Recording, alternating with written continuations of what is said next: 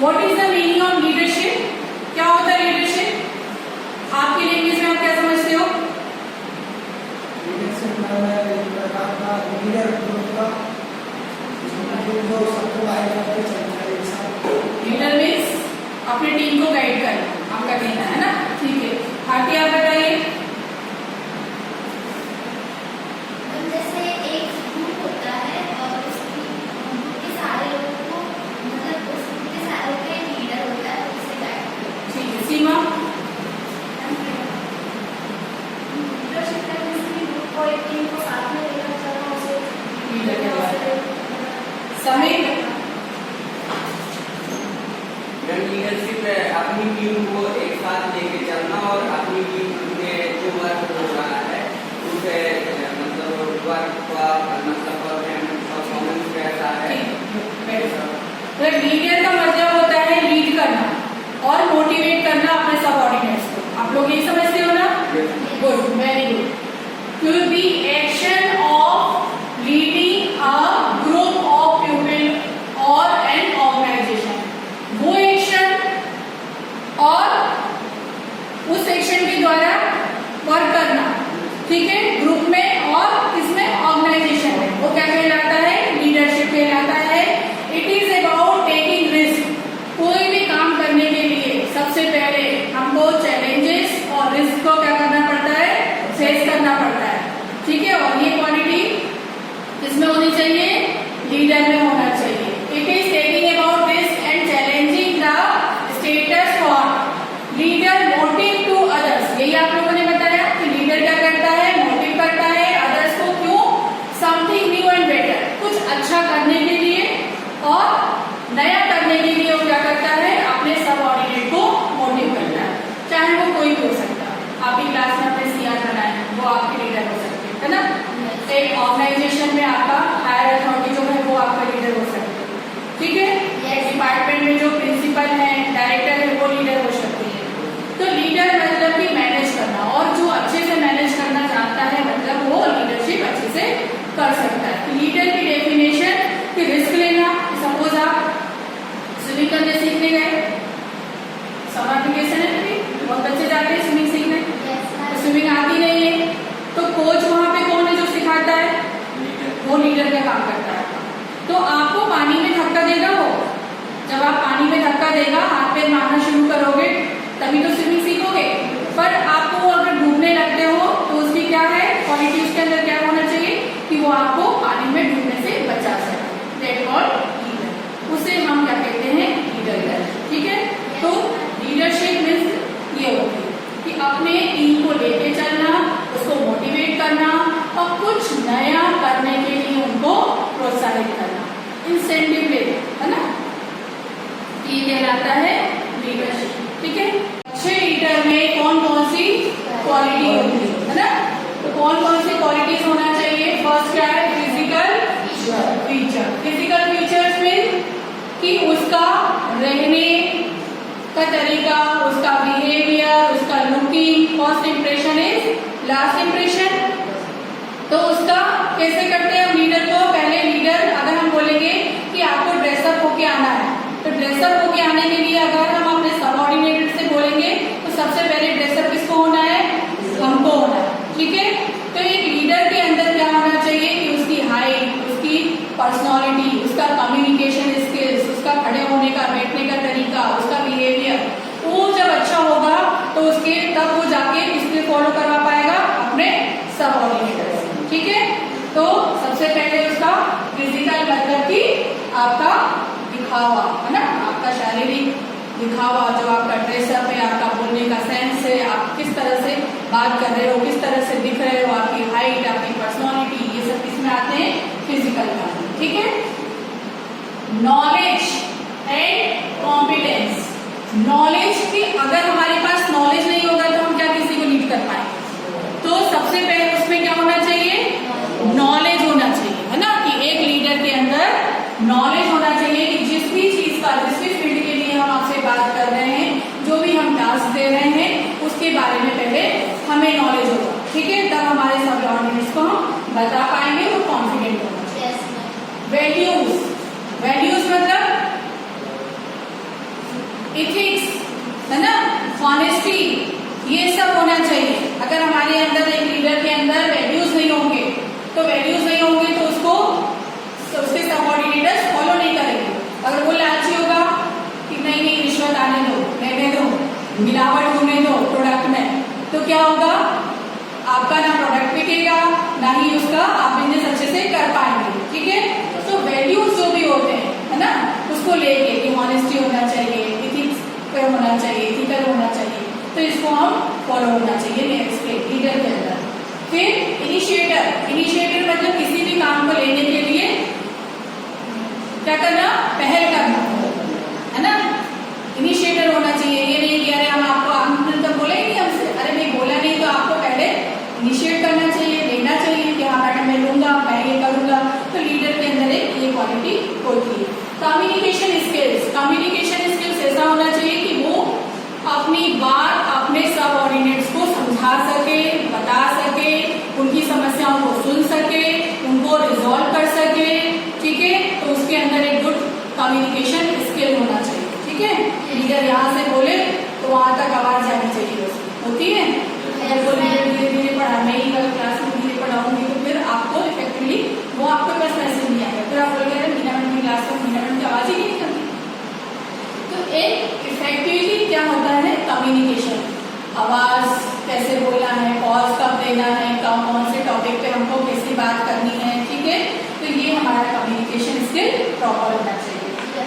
Motivation skill, motivation मतलब motivation कि आपको हम मोटिवेट करें, आप तो नहीं करना चाहते ना, हमारे ऑर्गेनाइजेशन के सबऑर्डिनेट्स काम करना चाहते हैं, कोई भी काम से बचना ही चाहता है, बट हम उनको क्या करें, मोटिवेट करें। किस तरह से काम करोगे, रिवॉर्ड के रूप में दें उनको, कुछ वो दें, कमीशन दें, या उनको शाबाशी, मतलब मोटिवेट करें, तब जाके व्यक्ति क्या होता है, मोटिवेट होके काम करता है। उनको शाबाशी दें उनके काम के लिए, उनको सर्टिफिकेट दें।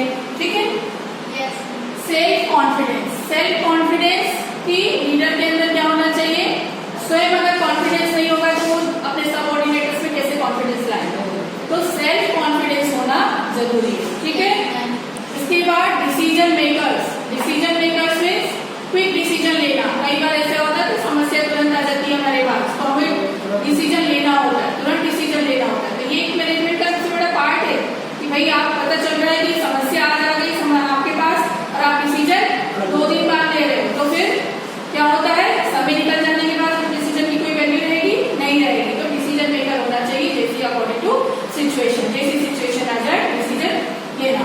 सोशल स्किल्स मतलब आप किसी कंपनी में काम कर रहे हो, वहां प्रोडक्शन बहुत हो रहा है, बट आपका प्रोडक्शन कैसे सेल होगा, जब तक आपके रिलेशन नहीं होंगे, जब तक आपके कस्टमर से रिलेशन बिल्ड नहीं होंगे, तब तक आपका वो प्रोडक्ट आप ही के पास तो नहीं रखना, आपको फैक्ट्री में आपको क्या करना है, सेल करना है। तो लीडर का क्या है कि सोशल स्किल्स की अपने आसपास समाज में अपने बिहेवियर को, रिलेशन को मेंटेन कर सके। ठीक है, बड़ी बड़ी कंपनीज क्या करती हैं, कैसे जानते हो आप तो नहीं गए हो ना वहां पर, मुंबई के ब्रांच में नहीं जाते, या जो भी मेन जहाँ पे उसकी वो होती है, रिलायंस हम कभी मुंबई तो गए नहीं, रिलायंस का एक नाम है, टाटा का एक नाम है, तो वो कैसे हुआ फिर समाज में उसने अपनी एक रेपुटेशन बनाई।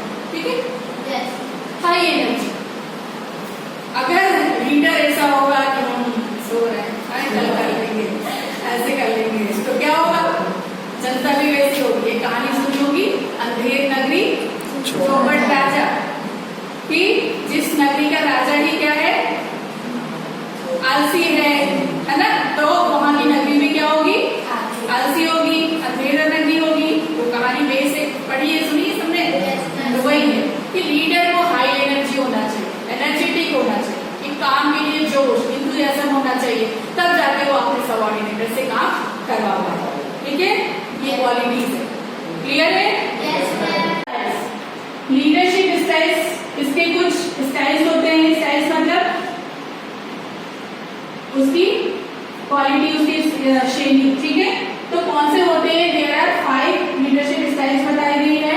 फर्स्ट है ऑटोक्रेटिक, सेकंड है डेमोक्रेटिक, थर्ड है laissez faire and transactional and transformation. ठीक है, ये क्या है, लीडरशिप के स्टाइल्स। अब इस तरह के लीडर्स होते हैं, ठीक है। तो फर्स्ट जो हम पढ़ेंगे ऑटोक्रेटिक। ऑटोक्रेटिक जो लीडर होते हैं, किसी भी संस्था में जब काम करने हम जाते हैं तो हमको इसी 5 प्रकार के लीडर्स मिलेंगे, ठीक है। ये उनका स्टाइल होता है, ठीक है। तो लीडर्स, ऑटोक्रेटिक का मतलब होता है boss has absolute control over decision. Boss का क्या करता है इसमें किसी को इन्वॉल्व नहीं करता, मतलब अपने सब ऑर्डिनेटर्स को इन्वॉल्व नहीं करता, उनके डिसीजंस नहीं सुनता है। वो क्या करता है, अपने डिसीजन खुद देता है, ठीक है।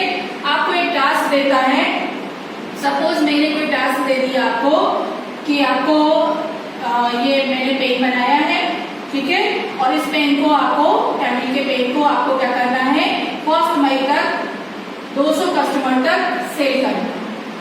कंपनी ने आपको टास्क दे दिया, तो इसमें एक डेट दी गई और क्या दे दिया गया, टास्क दे दिया गया। आपके इनपुट्स बॉस को नहीं चाहिए रहते हैं, ठीक है।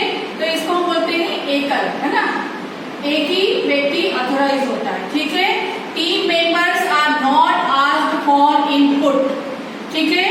ये इनपुट के लिए उनसे नहीं पूछा जाता और ऑर्डरिंग वे में ये होता है, ठीक है।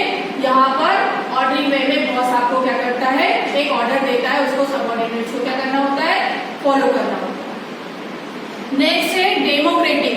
Democratic means participative leadership. ये पार्टिसिपेटिव लीडरशिप होती है, इसमें अपने कलीग्स से, अपने सब ऑर्डिनेट्स को भी लीडर क्या करता है, इन्वॉल्व करता है, ठीक है। Yes. और उनसे भी वो उनके इनपुट्स पूछता है। टास्क दे दिया, टास्क ए, टास्क बी, टास्क सी। अब हमने 3 वो दे दिए और आपसे भी विचार पूछे कि कौन सा बेटर है, क्या करना चाहिए। ए को ए ऑप्शन है, ऑप्शन बी, ऑप्शन सी, किस पे अपन को काम करना है, ठीक है। तो यहाँ पर ये क्या होता है, अपने सबऑर्डिनेट्स को भी इन्वॉल्व किया जाता है। फिर है लाइसेफेयर। लाइसेफेयर मतलब कि इसको हम बोलते हैं, इसको इंग्लिश में हम बोल सकते हैं फ्री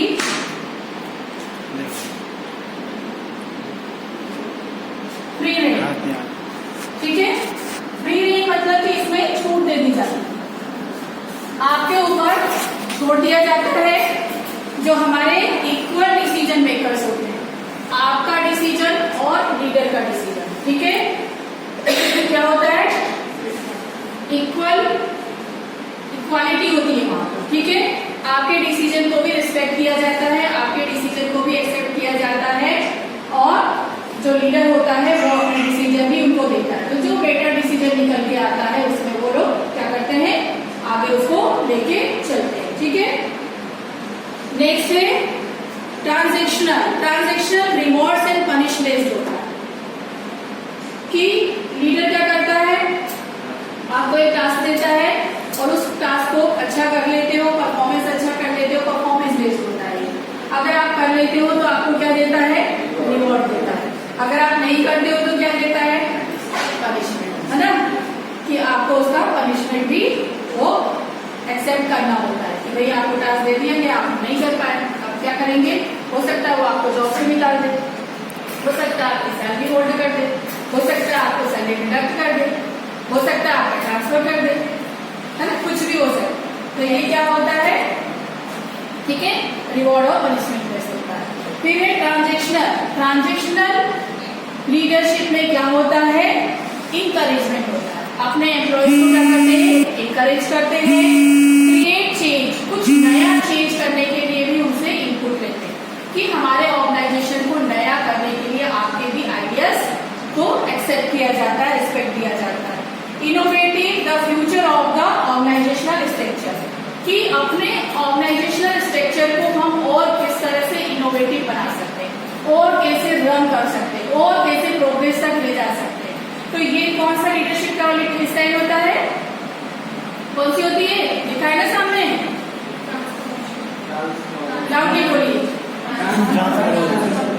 ट्रांसफॉर्मेशन मतलब कि आपका और लीडर का दोनों का क्या होता है, व्यू होता है, और वो इंकरेज करता है आपको कि आप अपने भी आइडियाज दीजिए। आप कहीं से अगर कोई व्यक्ति आता है, एक्सपीरियंस होके आता है किसी ऑर्गेनाइजेशन में, तो उसका एक्सपीरियंस भी पूछा जाता है क्योंकि एक्सपीरियंस बेस्ड व्यक्ति ज्यादा अच्छे और सजेशन दे सकता है ना। तो उसके एक्सपीरियंस के बेस पर और नए नए व्यक्ति जो जुड़ते जाते हैं तो कौन कौन से कुछ नए आइडियाज भी देते हैं। जरूरी नहीं है कि एक जो चेयरपर्सन है उसकी जिसने जो ऑनर है उसके पास आइडियाज भी है, आइडियाज जरूरी नहीं है उसके पास होना। आइडियाज किसके पास हो सकते हैं, उनके सबऑर्डिनेटर्स के पास भी हो सकते हैं। तो सबऑर्डिनेटर्स का पूछा सम्मान करना कि भाई हम भी अपने ऑर्गेनाइजेशन को और कैसे क्या कर सकते हैं। आपने देखा होगा अमेजोन देख रहे हैं है ना, नई नई चीजें देख रहे हैं तो डिजिटली वे उस पर कितने बड़े उस पर जा रहे हैं है ना। तो ये कैसे हो रहे हैं, लोगों से आइडियाज लेकर, ग्राहकों से आइडियाज लेकर, कस्टमर को क्या समस्या आती है वो आइडियाज लेकर है ना। तो ये क्या हो रहे हैं, नए नए आइडियाज के बेस पर ऑर्गेनाइजेशन के स्ट्रक्चर को बनाना। तो देयर आर 5 लीडरशिप क्लियर है। Yes, ma'am.